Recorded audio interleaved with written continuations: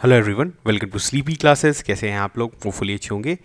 तो आज हम लोग अपने इंडियन पॉलिटी के सीरीज़ में कवर करेंगे आर्टिकल 23 एंड आर्टिकल 24, जो कि आपके किस फंडामेंटल राइट के अंदर आता है? Right against exploitation. अब इस सीरीज़ में आपको पता है, जो ये हमारा पॉलिटी सीरीज़ चल रहा है, इसमें हम लोग कर क्या रहे हैं? एक्चुअली हम लोग क्या कर रहे हैं कि कॉन्स्टिट्यूशन को थ्रू आर्टिकल्स कवर करने का कोशिश कर रहे हैं, क्योंकि स्टेट पीसीएस जो कि आपका एग्ज़ाम है, आपको पता है पॉलिटी से जो क्वेश्चंस आते हैं स्टेट पीसीएस में, वो थोड़े फैक्चुअल ओरिएंटेड होते हैं। आपको फैक्ट्स पता होना चाहिए। फैक्ट्स पता होने का मतलब क्या हुआ? अगर आपसे आर्टिकल से रिलेटेड कोई क्वेश्चन आता है तो आपको ये पता होना चाहिए कि उस आर्टिकल में क्या दिया हुआ है। ठीक है, तो इसी चीज़ को जो है ध्यान में रखते हुए हम लोग इस सीरीज़ को लेके चल रहे हैं। अगर अभी आपको पता है रिसेंट जो अगर स्टेट पीसीएस की एग्ज़ाम की बात करें तो 68 बीपीएससी भी आने वाला है, तो वहाँ पर भी ये सीरीज़ आपके लिए बहुत यूज़फुल होगा, क्योंकि बीपीएससी के क्वेश्चंस में भी अगर आप देखेंगे तो आर्टिकल से डायरेक्टली क्वेश्चंस पूछ दिया जाता है। ठीक है, अब देखिए यहाँ पर हमने जो अभी तक कवर किया है पार्ट 1 ऑफ इंडियन कॉन्स्टिट्यूशन, हमने अच्छे से कवर किया। ठीक है, उसके बाद था पार्ट 2 जिसमें सिटीजनशिप के बारे में बात होती है, उसको हम लोग लेटर ऑन डील करेंगे। ठीक है, जब हम लोग का पार्ट 3, पार्ट 4 और पार्ट 4A कंप्लीट हो जाएगा, तब हम लोग उसको जो है देखेंगे सिटीजनशिप को, क्योंकि उसमें कुछ इंपॉर्टेंट एक्ट्स है। ठीक है, रिसेंट उसमें बहुत सारा डेवलपमेंट्स है, इसी कारण उसको अच्छे से कवर करेंगे। अभी हम लोग जो है कवर कर रहे हैं पार्ट 3 ऑफ इंडियन कॉन्स्टिट्यूशन। अब पार्ट 3 में क्या हुआ था कि हमने कैसे स्टार्ट किया था? स्टार्ट हमने किया था सबसे पहले, आपको पता है, आर्टिकल 12 से। आर्टिकल 12 जो है वो फर्स्ट आर्टिकल है अंडर पार्ट 3। इसमें क्या था, जल्दी से हम लोग क्विक रिवीजन करते हैं। देखिए, इस लेक्चर का ये मकसद है कि अभी आप मेरे साथ ही पूरा आर्टिकल रिवाइज कर लें, रैदर देन कि आप फिर से इस लेक्चर को खोलिए या इसका पीडीएफ जो टेलीग्राम पे आपको अवेलेबल कराया जाएगा वहाँ पर जाकर आप पढ़िए। इससे अच्छा है कि आप अभी ही पढ़ लीजिए, क्योंकि आप अगर लेटर ऑन प्लान करते हैं, बहुत सारा चीज़ प्लान जो रहता है सिर्फ प्लानिंग ही रह जाता है और उसका इम्प्लीमेंटेशन नहीं हो पाता है। इसी कारण इस तरह की सीरीज़ जो है वो काफ़ी यूज़फुल हो जाते हैं। तो चलिए हम लोग साथ में रिवाइज करते हैं। अगर आपने ये सीरीज़ फॉलो किया है तो आपको पता होना चाहिए कि आर्टिकल 12 में क्या है। आर्टिकल 12 में जो है वो क्या है, डेफिनेशन ऑफ स्टेट है। कि पार्ट 3 में जहाँ जहाँ पर भी जिस भी आर्टिकल में स्टेट यूज़ होगा, ये स्टेट टर्म जब यूज़ होगा, तो स्टेट से आप क्या समझेंगे? स्टेट से क्या है आपको पता है, सबसे ब्रॉडर डेफिनेशन है इसका government of India, union government जो है, उसके बाद गवर्नमेंट ऑफ स्टेट, उसके बाद लोकल सेल्फ गवर्नमेंट, अगर आपको जो है पता है म्यूनिसिपैलिटी हुआ या फिर आपका पंचायती राज हुआ, वो सारे जो हैं स्टेट के डेफिनेशन के अंदर आते हैं। इसके अलावा जो स्टैट्यूटरी बॉडीज़ हैं, ठीक है, उनको भी जो है आपका स्टेट का दर्जा दिया जाता है। इसके अलावा कोई भी ऐसा पब्लिक ऑफिस हो, ठीक है, कोई भी ऐसा रेगुलेटिंग बॉडी हो, सारे जो है वो स्टेट के डेफिनेशन के अंदर आते हैं। तो यहाँ पर आपने देखा कि आर्टिकल 12 में हमने डिफाइन किया टाइप ऑफ क्या स्टेट्स का क्या डेफिनेशन हो सकता है। उसके बाद हमने पढ़ा आर्टिकल 13। आर्टिकल 13 में क्या था, जल्दी से बताइए अगर आपको याद है, ऑल अबाउट जुडिशियल रिव्यू। अगर कोई एक्ट जो है वो फंडामेंटल राइट के कॉन्फ्लिक्ट में आ जाता है, इन्फ्रिंजमेंट करता है अगर फंडामेंटल राइट का, तो उस केस में सुप्रीम कोर्ट को ये पावर है कि वो उस एक्ट का जुडिशियल रिव्यू कर सकती है। और अगर वो जो है इन कन्फ्लिक्ट ऑफ फंडामेंटल राइट है, तो उस तरह के एक्ट को कैसे डिक्लेयर कर सकती है? बताइए आपको, नल एंड वॉइड। ठीक है, वो एक्ट जो है वो स्टैंड नहीं करेगा अगर वो फंडामेंटल राइट को इन्फ्रिंज करता है। हाउएवर इसमें बहुत सारे एक्सेप्शंस हमने देखा है, ठीक है, कि कुछ सर्टेन डीपीएसपी को इम्प्लीमेंट करने के लिए अगर आपका आर्टिकल 14 और आर्टिकल 19 अगर जो है उसको मतलब कन्फ्लिक्ट में आ रहा है, तो वैसे एक्ट्स को जो है हम लोग अनकॉन्स्टिट्यूशनल नहीं मानेंगे, क्योंकि इसमें सर्टेन आपके जो है कॉन्स्टिट्यूशन में ही ये सारी चीज़ दिया हुआ है। चलिए, ये सब चीज़ हम लोग ने पढ़ लिया है ऑलरेडी। अगर आपने नहीं पढ़ा है तो जाके आप जो है फिर से रिवाइज कर सकते हैं। अभी जस्ट हम लोग क्विक रिवीजन कर रहे हैं। 13 हो गया, 14 हो गया, 15 क्या था जल्दी से बताइए? ठीक है, सॉरी, 13 के बाद 14 हमने देखा है। 14 क्या था, जिसमें हमने राइट टू, जो आपको पता है 6 फंडामेंटल राइट्स है, कौन कौन से हैं? Right to equality, right to freedom, right against exploitation. देखिए सारी चीज़ अच्छे से याद रखिए। राइट टू इक्वालिटी है आपका सबसे पहला राइट, दूसरा क्या है, राइट टू फ्रीडम है। ये ब्रॉडर राइट्स हैं, इसके अंदर कुछ आर्टिकल्स हैं। ठीक है, इस आर्टिकल में भी राइट दिया हुआ है, लेकिन इस आर्टिकल में जितने राइट्स दिए हुए हैं वो सारे किस तरफ पॉइंट करते हैं? जो ये आपका राइट है। जैसे राइट टू फ्रीडम, जैसे अगर आपका आर्टिकल 19 में freedom of speech and expression है, ठीक है। उसके बाद अगर आप आगे बढ़ेंगे आर्टिकल 20 में, तो क्या है, अगर आपको कन्विक्शन से आपको जो है अगर आप पे गलत कन्विक्शन होता है, तो उस केस में जो है आपको आर्टिकल 20 मदद करता है कि आपका कुछ नहीं हो सकता है। जैसे उसमें हमने देखा था क्या है, जैसे ex post facto law, double jeopardy, ठीक है, या फिर सेल्फ इंक्रिमिनेशन, इन सारी चीज़ों से आपको बचाना, कौन बचाता है? आर्टिकल 20। उसके बाद आपका क्या आया था? आर्टिकल 21 हमने देखा, that was right to life. ठीक है। और उसके बाद क्या था, आर्टिकल 21A जिसमें था राइट टू एजुकेशन, एंड उसके बाद आर्टिकल 22, ठीक है। ये भी तो क्या आपको क्या था, किसके अगेंस्ट था, डिटेंशन, इलीगल डिटेंशन के अगेंस्ट था। तो ये सारे राइट्स जो हैं आपके किसके तरफ आपको पॉइंट करते हैं, राइट टू फ्रीडम, ठीक है। ये ब्रॉडर राइट्स है। अगर आपसे कहीं पे क्वेश्चन आता है कि हमारे कॉन्स्टिट्यूशन में कितने फंडामेंटल राइट्स हैं, तो आप क्या बोलेंगे, देयर आर 6 फंडामेंटल राइट्स, ठीक है। ऐसा नहीं है कि जितने आर्टिकल्स हैं सबको जोड़ देंगे और सब बोल देंगे कितना फंडामेंटल राइट नहीं है। आपको ब्रॉडली ये सारे फंडामेंटल राइट्स मिले हुए हैं। इसके विद इन आर्टिकल्स हैं जिसमें आपको हर पर्टिकुलर राइट जो है वो स्पेसिफाई किया गया है, ठीक है। तो हम लोग स्टार्ट कर रहे थे राइट टू इक्वालिटी से।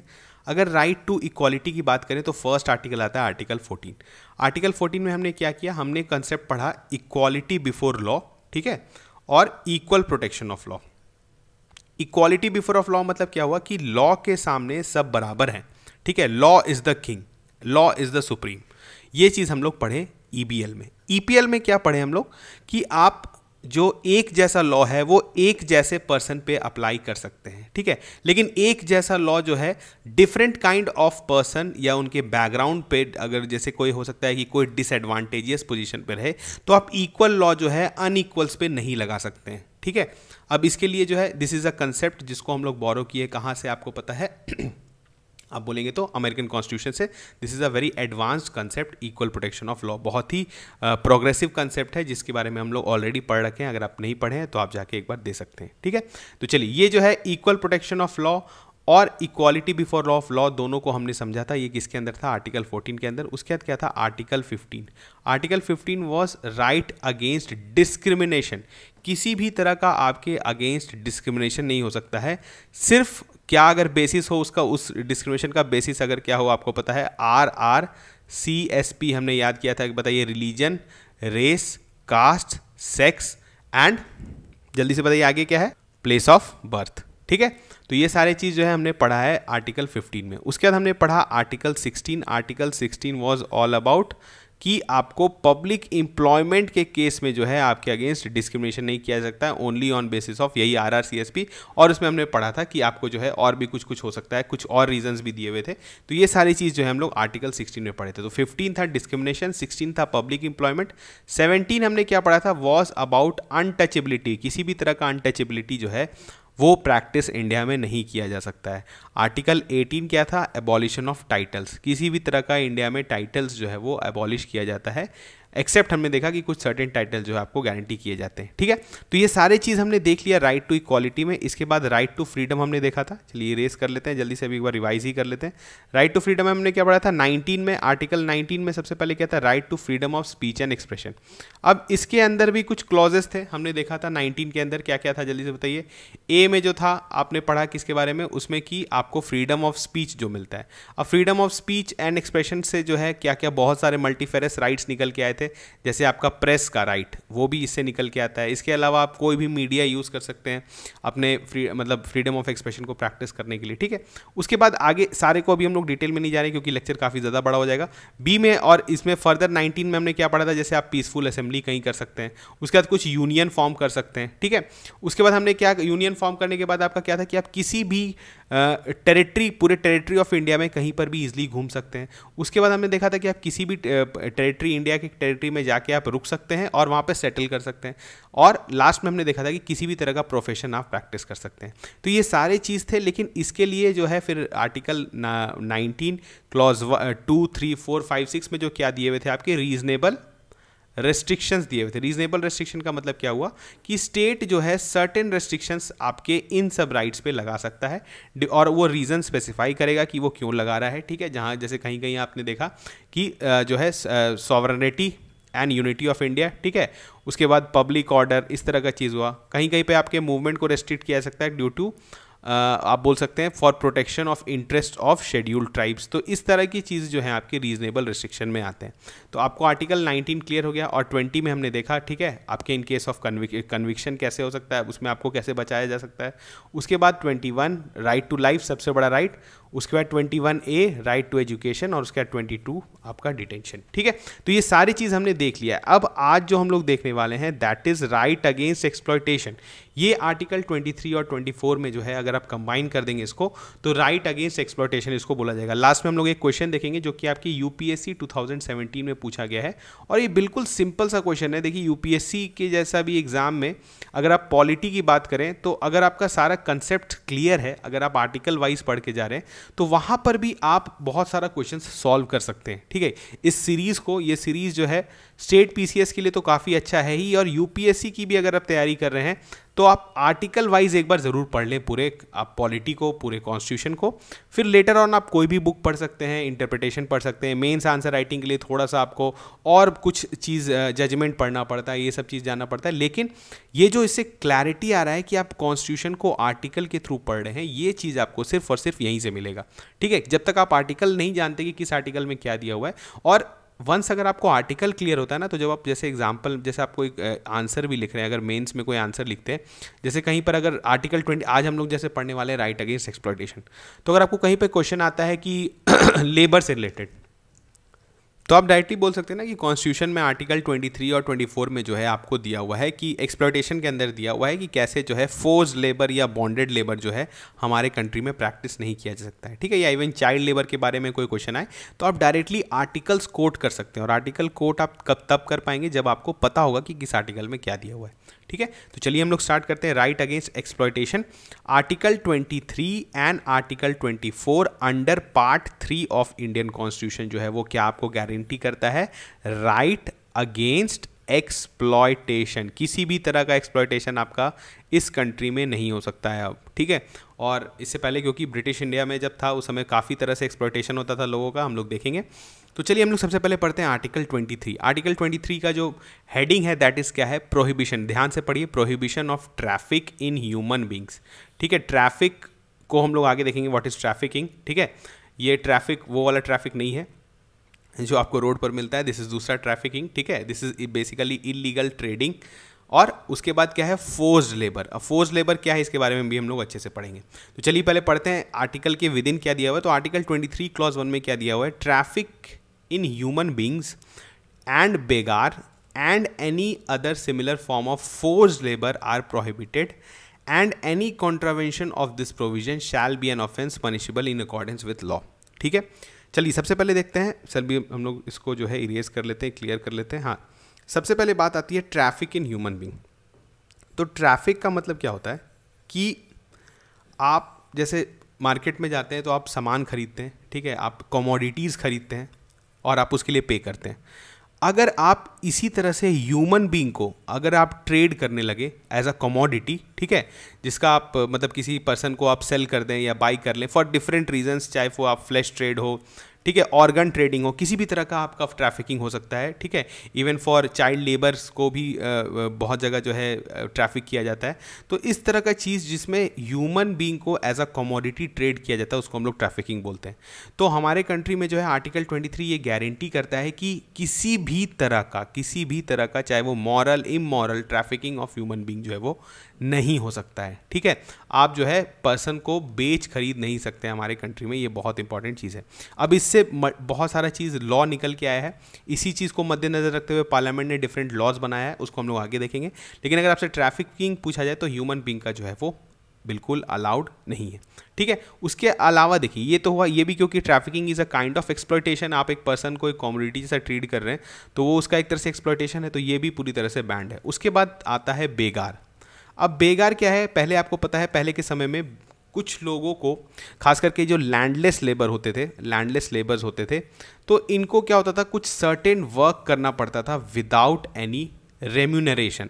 मतलब इनको बदले में उसके कुछ भी पैसा या कुछ पैसा मिल जाता होगा, खाने के लिए मिल जाता था, और उनको कुछ सर्टेन वर्क जो है वो करना पड़ता था। तो इस तरह का चीज़ जो है वो इंडिपेंडेंट इंडिया में पूरी तरह से बैन कर दिया गया, चाहे वो एग्रीकल्चर सोसाइटी में हो, मॉडर्न सोसाइटी में हो, बेगार को प्रैक्टिस नहीं किया जा सकता है। ठीक है, इसके अब बेगार जो है वो दूसरा चीज़ को भी डायरेक्ट करता है टूवर्ड, आपको पता है इस तरह का एक और वर्ड था that was bonded labour. Bonded labour क्या होता था, वही था कि लोग जो है लैंडलेस पीपल को इतना ज़्यादा लोन दे देते थे कि वो लोन कभी वो चुका नहीं सकता था। अब वो लोन चुका नहीं था तो अब बोल सकते थे कि जैसे उसने नहीं चुकाया तो उसका नेक्स्ट जनरेशन जो है वो भी वो बोलता था कि इस लोन को नहीं चुका पाएंगे, तो फिर उसको क्या करना पड़ता था, आजीवन एक तरह से काम करना पड़ता था विदाउट एनी वेजेस, और उसके पास वो ऑप्शन नहीं था। तो इस तरह का बेकार बॉन्डेड लेबर जो है वो हमारे कंट्री में पूरी तरह से बैंड है अंडर आर्टिकल 23। ठीक है, उसके बाद अगर ये बोले आपने देख लिया this is begar and bonded labour. Force labour क्या हुआ, फोर्स लेबर क्या हुआ कि आप किसी भी अभी मॉडर्न टाइम्स में भी आप किसी पर्सन को ज़बरदस्ती उससे लेबर नहीं करवा सकते हैं। ठीक है, जैसे आप एग्जांपल ले लीजिए, अभी मॉडर्न टाइम्स में आईटी कंपनीज़ हैं, ठीक है, बहुत सारे आईटी कंपनीज़ हैं। तो आप जानते हैं किसी भी कंपनी में आप जानते हैं, चाहे वो टीसीएस, इन्फोसिस, किसी भी कंपनी में जाइए तो आपको पता है उनका एक कुछ सर्टेन बॉन्ड होता है कि आप बॉन्ड साइन करिए। ठीक है, तो अब ये बॉन्ड क्या, आप तो बोलेंगे ये काइंड ऑफ बॉन्डेड लेबर है। नहीं, यहाँ पे बॉन्डेड लेबर इसलिए नहीं है क्योंकि उस कंपनी में जब आप काम करते हैं तो आप कोई बॉन्ड साइन करते हैं कि 2 साल का मैं बॉन्ड साइन कर रहा हूँ, आप उस बॉन्ड को ब्रेक कर सकते हैं, आपको ये फ्रीडम दिया गया है। पहले के टाइम में ये फ्रीडम नहीं था कि आप उस बॉन्ड को ब्रेक नहीं कर सकते। जैसे बॉन्डेड लेबर क्या था, उसके लिए जो है वो ऑलमोस्ट डेथ होता था कि अगर वो किसी भी चीज़ को, मतलब अगर बॉन्डेड लेबर को वो छोड़ के कहीं नहीं जा सकता था क्योंकि सरकार जो है आपको मदद नहीं करती थी। लेकिन अभी के केस में क्या है कि आप किसी पर्सन को ज़बरदस्ती किसी ऑर्गेनाइजेशन में काम नहीं करवा सकते हैं अनलेस अगर उसने कुछ बॉन्ड साइन किया है, और वो बॉन्ड ब्रेक कर सकता है अगर वो कुछ जो है पेनल्टी पे कर दे। जैसे होता है 1 लाख 2 लाख रुपए जो भी आपको पेनल्टी पे करना पड़ता है, लेकिन आप उस पेनल्टी को पे करके वहाँ से निकल सकते हैं। ऐसा नहीं है कि आजीवन जो है आपको वहाँ पर काम करते रहना पड़ेगा। ठीक है, इसके अलावा फोर्स, देखिए ये तो एक तरह से लीगल फोर्स लगता है कि आपको एक बॉन्ड साइन कराता है। इसके अलावा आपको पता है कि आप किसी से मिनिमम वेजेस के नीचे भी काम नहीं करा सकते हैं, वो भी एक तरह का फोर्स लेबर हुआ। ठीक है, जैसे एक पर्सन को आप एम्प्लॉय किए हैं और जो आपको पता है गवर्नमेंट, खास करके जो रेगुलेटेड ऑर्गेनाइजेशंस हैं वहाँ पर आपको मिनिमम वेजेस जो गवर्नमेंट डिक्लेयर करती है, अगर आप उसके नीचे भी किसी को काम करा रहे हैं तो दैट विल ऑल्सो टैंटामाउंट टू आपका क्या चीज़, फोर्स लेबर। ठीक है, तो इस तरह की चीज़ को भी अब प्रैक्टिस नहीं किया जाता। और फोर्स लेबर के लिए पता है आपको लेबर लॉज बनाए गए हैं डिफरेंट, जो वेज आपका जो लेबर कोड है जिसमें वेज कोड है, मिनिमम वेज कोड है, तो ये सारी चीज़ जो है लेबर कोड्स के अंदर इंक्लूड किया गया। तो ये सारे चीज़ किसको रोकते हैं, फोर्स लेबर को, कि आप लेबरिंग अगर करवा रहे हैं तो एक मिनिमम वेज आपको इंश्योर करना पड़ेगा। ठीक है, तो ये सारे चीज़ जो है आपके आर्टिकल 23 में जो है यहाँ पर आपको देखने को मिलते हैं। अब आगे देखते हैं इसमें क्या है दूसरा, नथिंग इन दिस आर्टिकल, यहाँ पर क्या दिया हुआ है देखिए, shall prevent the state from imposing compulsory services for public purposes and imposing such service the state shall not make any discrimination on the grounds only on religion, caste, sex, caste, class और any of them. ठीक है, अब यहाँ पर देखिए बात क्या है कि यहाँ पे बोल रहा है कि स्टेट जो है आपको कभी कभी कुछ कंपलसरी सर्विस रेंडर करने के लिए आपको बुला सकती है। एक एग्जांपल आपको बताते हैं, कंट्री है इजराइल। ठीक है, इजराइल बहुत छोटा सा कंट्री है, यहाँ पर क्या है बहुत कम पॉपुलेशन है। अब यहाँ के लोगों को क्या होता है, इन लोगों का कंपलसरी मिलिट्री ट्रेनिंग होता है, सारे पूरे सिटीजन्स का, सिटीजन ऑफ इजराइल का सारे जगह सबको कंपलसरी मिलिट्री ट्रेनिंग करना पड़ता है। ये क्यों करते हैं, क्योंकि ये कंट्री छोटा है।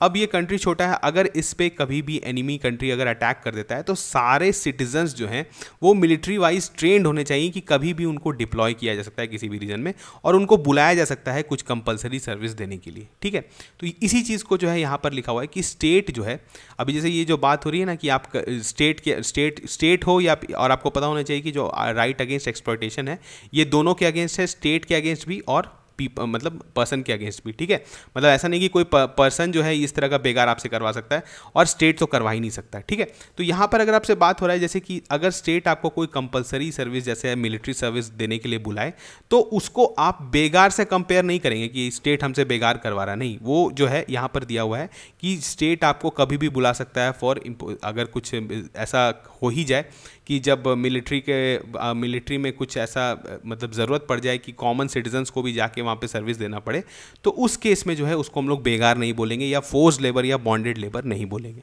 ठीक है, तो इस चीज़ को, लेकिन यहाँ पर ये दिया हुआ है कि स्टेट जब भी इस तरह का चीज़ अगर रिक्वेस्ट करेगा सिटीजन्स को तो वो इस मतलब डिस्क्रिमिनेशन नहीं करेगा कि वो पर्सन किस रिलीजन का है, किस रेस का है, किस कास्ट का है और किस क्लास का है। ठीक है, स्टेट पे एक रिस्ट्रिक्शन है कि आप बुला सकते हैं कुछ इंपॉर्टेंट कंपलसरी सर्विस देने के लिए, लेकिन जब भी आप बुलाएंगे तो ऐसा नहीं कि आप सिर्फ बोलेंगे कि अच्छा सर्टेन रिलीजन के लोग आ जाइए या फिर सर्टेन रेस के ही लोग आ सकते हैं, तो इस तरह का चीज़ जो है वो स्टेट नहीं करेगा। तो ये सारे चीज़ जो है आपके आर्टिकल 23 में है। तो आर्टिकल 23 किसके बारे में है? Prohibition of traffic in human beings, हमने देख लिया ह्यूमन बींग में किसी भी तरह का ट्रैफिकिंग नहीं हो सकता है। और फोर्स लेबर के अंदर क्या है, बहुत सारा चीज़ हो गया, अगर आप बोले तो बेगार, बॉन्डेड लेबर, ये सारे चीज़ जो है आपके अब हमारे कंट्री में प्रैक्टिस नहीं हो सकता है। ठीक है, चलिए बढ़ते हैं आगे। तो अब देख लेते हैं कुछ इंपॉर्टेंट एक्ट्स हैं जो बनाए गए हैं। अगेन अभी हम लोग क्योंकि कॉन्स्टिट्यूशन पढ़ रहे हैं तो इसका ज़्यादा अभी ज़रूरत नहीं है, लेकिन आपको पता होना चाहिए कि जैसे ये जो है आपको देखिए suppression of immoral traffic in women and girl act 1956, ठीक है। उसके बाद बॉन्डेड लेबर एबॉलिशन एक्ट 1960 जो कि एबॉलिश करता है किसी भी तरह का बॉन्डेड लेबर हमारे कंट्री में। और इसके अलावा भी डिफरेंट एक्ट्स हैं जो कि आपके जो आर्टिकल 23 में दिया हुआ है human trafficking and force labour उसको रोकते हैं। ठीक है, चलिए आगे बढ़ते हैं आर्टिकल 24 में। 23 आपको क्लियरली समझ में आ गया होगा। आर्टिकल 24 क्या है? Prohibition of employment of children in factories etcetera. Children का जो है चाइल्ड लेबर का बात हो रहा है किसमें? आर्टिकल 24 में, क्योंकि ये भी एक तरह का एक्सप्लॉयटेशन है। तो आर्टिकल 24 जो है वो गारंटी करता है कि हमारे कंट्री में किसी भी तरह का चाइल्ड एम्प्लॉयमेंट नहीं होगा इन फैक्ट्रीज। ये तो उन्होंने लिख दिया था।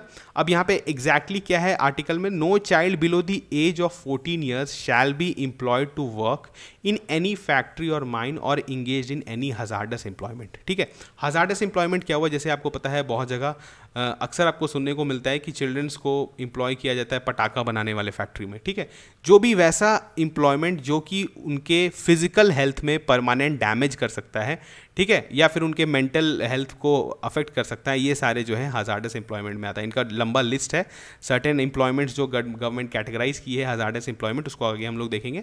लेकिन आपके आर्टिकल में क्या दिया हुआ है 24 में कि no child below the age of 14 years shall be employed to work in any factory और mine engage in any hazardous employment. मतलब आपके आर्टिकल 24 में जो अंडर एज जो चाइल्ड जो डेफिनेशन होता है, जो 14 साल से जो नीचे के जो पर्सन होते हैं उनको चाइल्ड हम लोग बोलते हैं, तो उनको किसी भी तरह के हजार्डस एम्प्लॉयमेंट में एम्प्लॉय करना है नहीं करना है। ये नहीं दिया हुआ है कि किसी दूसरे तरह का एम्प्लॉयमेंट वो कर सकते हैं या नहीं कर सकते हैं, लेकिन यहाँ पर क्लियरली लिखा हुआ है कि हजार्डस काइंड ऑफ एम्प्लॉयमेंट जो है वो नहीं कर सकते। ये आपके आर्टिकल 24 में दिया हुआ है। अब हम लोग देखते हैं कुछ इंटरनेशनल कन्वेंशंस है जिसको इंडिया ने रिसेंटली रैटिफाई किया है। आपको बताना है कि कब रैटिफाई किया इंडिया ने आईएलओ का 2 इंपॉर्टेंट कन्वेंशन है। एक है मिनिमम एज कन्वेंशन जो उसका नंबर 138 है, और worst form of child labour convention number 188। ये दोनों इंपॉर्टेंट कन्वेंशन है किसका? ILO, that is International Labour Organization. आपको पता होना चाहिए, बहुत ही इंपॉर्टेंट ऑर्गेनाइजेशन है। इसका 2 कन्वेंशन है रिगार्डिंग टू चाइल्ड लेबर, एक है मिनिमम एज कन्वेंशन और एक है worst form of child labour convention. तो ये दोनों चीज़ जो है इंडिया ने रिसेंटली रेटिफाई किया है। ठीक है, ऐसा नहीं है कि बहुत ज़्यादा पुराना है, आपको बताना है किस साल में ये रेटिफाई हुआ है। ठीक है, ये जो है बहुत रिसेंटली रेटिफाई किया गया है, और अगर आपको नहीं पता है तो आप बता देते हैं 2017 में इसको रेटिफाई किया गया। अब 2000 जो है इसको इस चाइल्ड लेबर को प्रोटेक्ट करने के लिए डिफरेंट एक्ट है हमारे कंट्री में, लेकिन रीसेंट जो सबसे रीसेंट एक्ट है वो क्या है? Government has enacted child labour prohibition and regulation amendment. ये ऑलरेडी एग्जिस्टिंग एक्ट था जिसमें 2016 में बहुत बड़ा अमेंडमेंट किया गया। अब 2016 में क्या इंपॉर्टेंट अमेंडमेंट किया गया उसको देखते हैं। तो अमेंडमेंट क्या है एक्ट में? ये क्या करता है यहाँ पर? कंप्लीटली प्रोहिबिट करता है एम्प्लॉयमेंट ऑफ, मतलब 14 साल से नीचे के जो बच्चे हैं, जैसे हमने आर्टिकल 24 में देखा, वहाँ पर लिखा हुआ था हजार्डस एम्प्लॉयमेंट में उनको जो है एम्प्लॉय नहीं किया जा सकता है। लेकिन यहाँ पर क्या है कि ये एक्ट आपको कंप्लीटली बैन करता है कि चिल्ड्रन अंडर 14 ईयर एज जो है वो किसी भी तरह का काम नहीं कर सकते। उनका और वैसे काम करने का उनका जो है वहाँ उस टाइम पे उनको नहीं चाहिए, क्योंकि वो समय उनका लिए क्या इंपॉर्टेंट है? एजुकेशन करना है उनको। ठीक है, तो ये जो है कंप्लीटली बैन करता है employment of children below 14 years. उसके बाद क्या है? अमेंडमेंट जो है वो ये भी करता है, प्रोहिबिट करता है एम्प्लॉयमेंट ऑफ एडोलेसेंट। एडोलेसेंट का मतलब कितना हुआ? 14 से लेके 18 ईयर्स का जो एज ग्रुप होता है उसको एडोलेसेंट बोलते हैं। इसमें क्या होना चाहिए कि हजार्डस ऑक्यूपेशन एंड प्रोसेसेस में उनको, इवन अगर आप 14 साल से बड़े हैं और 18 साल से अगर आप नीचे हैं तो भी आप हजार्डस इंडस्ट्री में काम नहीं कर सकते। हजार्डस इंडस्ट्री वही हुआ, आपको पता है, जहाँ पर जिससे वजह से आपका फिजिकल मेंटल हेल्थ जो है वो डैमेज हो सकता है। इस तरह की इंडस्ट्री को अगेन इसमें जो है इसी एक्ट में लिस्ट बना हुआ है, डिफरेंट लिस्ट ऑफ ऑक्यूपेशंस है जिसको हजार्डस ऑक्यूपेशन बोला जाता है, और वहाँ पर जो है आपके एडोलेसेंट एज ग्रुप के जो लोग हैं उनको भी आप एम्प्लॉय नहीं कर सकते। ठीक है, चलिए बढ़ते हैं आगे। अब यहाँ पर है देखिए हमने पढ़ लिया आर्टिकल 23 एंड आर्टिकल 24। अब देखिए 2017 बहुत रीसेंट ईयर में सिविल सर्विसेज में एक क्वेश्चन पूछा गया और आप देख रहे हैं अगर सिविल सर्विसेज में ऐसा क्वेश्चन पूछा गया तो स्टेट पीसीएस में भी जो है इससे ज़्यादा टफ क्वेश्चन नहीं पूछा जाएगा। अब क्वेश्चन क्या है कि which of the following are envisaged by the right against exploitation in the constitution of India. बोला जा रहा है इसमें आपको 1 2 3 4 ऑप्शंस दिया हुआ है कि इसमें से कौन से जो हैं आपके राइट अगेंस्ट एक्सप्लॉयटेशन के अंदर आते हैं, ठीक है, जो कि हमारे कॉन्स्टिट्यूशन ऑफ इंडिया में दिया हुआ है। ठीक है, तो आपको पता है राइट अगेंस्ट एक्सप्लॉयटेशन के अंदर कौन कौन से आर्टिकल हैं, आर्टिकल 23 एंड आर्टिकल 24। तो उसमें क्या क्या चीज़ गारंटीड है आपको बताना है कि इन 4 स्टेटमेंट्स में वो हैं या नहीं।